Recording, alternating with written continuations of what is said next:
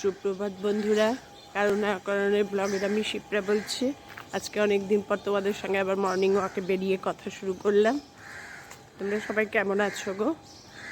ওয়েদারটা এখন মোটামুটি ভালো, মানে খুব বৃষ্টিও হচ্ছে না, রোদও খুব কড়া উঠছে না, উঠলেও বেশিক্ষণ স্টে করছে না, আবার একটু মেঘলা মেঘলা হচ্ছে, যার জন্য মনটা খুশ।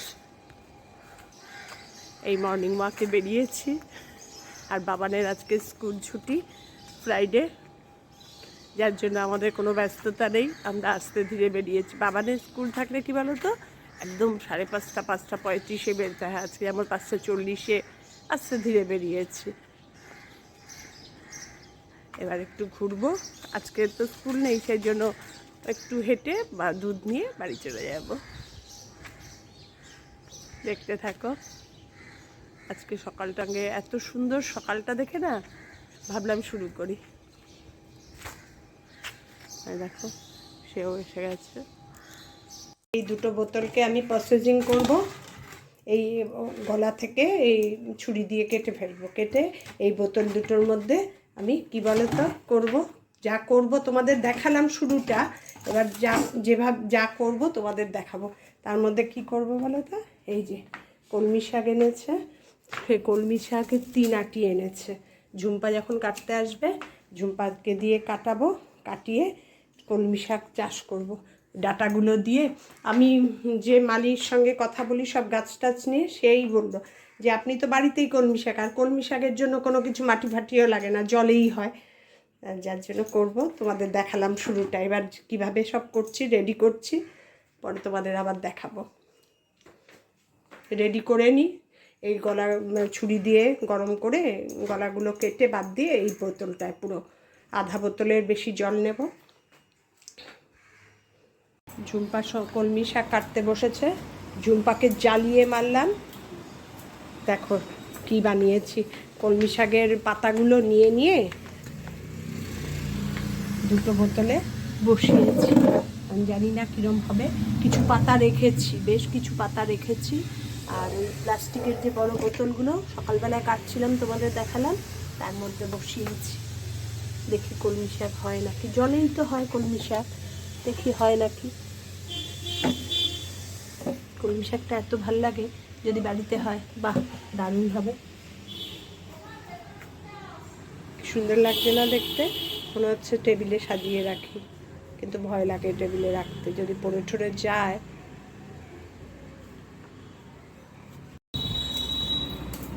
ঝুম্পাকে বিরক্ত করছি বলে ঝুম্পা বলেছে আমার কাজ ছেড়ে দেবে।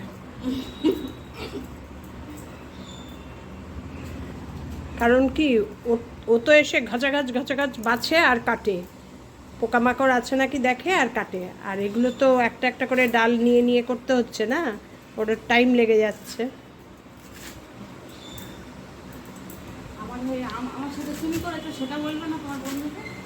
হ্যাঁ, আমিও করেছি। আমি আর ঝুম্পা দুজনে মিলে করেছি, কিন্তু ক্যামেরা ধরার লোক ছিল না বলে আমারটা আর দেখাতে পারলাম না। আমি তো একবারে সিজার মিজার নিয়ে বসেছি। ঝুম্পা বলছে সিজার ফিজার কিচ্ছু লাগবে না, তোমার কাচি মাছি হাত দিয়েই ভালো কাটা যায়। না জানলে যা হয়, না জানলে যা হয়, কিন্তু করার ইচ্ছা। পাগলামি। টিচার্স ডেতে আজকে আমাদের লাঞ্চ মেনু দেখো, বড় মেয়ে পাঠিয়েছে। আমি জানিও না, ভাগ্যে আমরা খেয়ে নিই, আমাদের বলেও নি। মাটন কাবাব আর মাটন বিরিয়ানি আমাদের দুজনের জন্য। আমি এর জন্য আজকে রান্না করেছি বোয়াল মাছ খাবো। চিন্তা করো, যে ছেলেটি দিতে আসে ওর লোকেশানে এসে আমাকে ফোন করে বলছে দিদি আপনার লোকেশানে দাঁড়িয়ে আছে। কি আবার পার্সেল, মেয়েদের তো আসতেই থাকে, বড় মেয়েরও আসে, ছোট মেয়েরও আসে।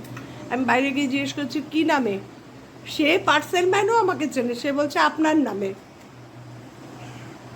তারপরে আমি বললাম কি, আমি বারান্দা দিয়ে ব্যাগ ঝুলিয়ে দিই কিছু নেওয়ার, বললো না আসবে না। তারপরে কর্তা নিচে গিয়ে নিয়ে আসলো। দেখি, আমি ভাবতেই পারিনি লাঞ্চ। ভাবো তুমি, মেয়েরা না যে। তা যাই হোক, আমি আজকেই কর্তাকে বলছিলাম যে ছোটো মেয়ে ডিউটি থেকে আসলে কালকে আমরা আর্সালানে যাব ডিনার করতে। সেই আর্টসালানেরই এসে গেছে মাটন বিরিয়ানি, মাটন কাবাব। এখানে আরও কাবাব আছে, কি সুন্দর প্যাক করে পাঠিয়েছে দেখো। বাড়তে বাড়তে মনে পড়লো যে তোমাদেরও একটু দেখাই। 6টা কাবাব, দুটো দুটো করে নিয়েছি। আমি বাড়তে বাড়তে একটু টেস্ট করেছি। তাহলে লাঞ্চটা সেরে নিই। মতো লাঞ্চ পেয়ে গেছি আমি। রায়তাটা সুন্দর দিয়েছে দেখো, রায়তা, স্যালাড। স্যালাডটা ওই যে সসে মিক্সিং করা স্যালাড থাকে, শসা পেঁয়াজ, এই যে দারুণ খেতে লাগে এটা। আমি নিয়ে নিলাম এটা, এই স্যালাডটা। আর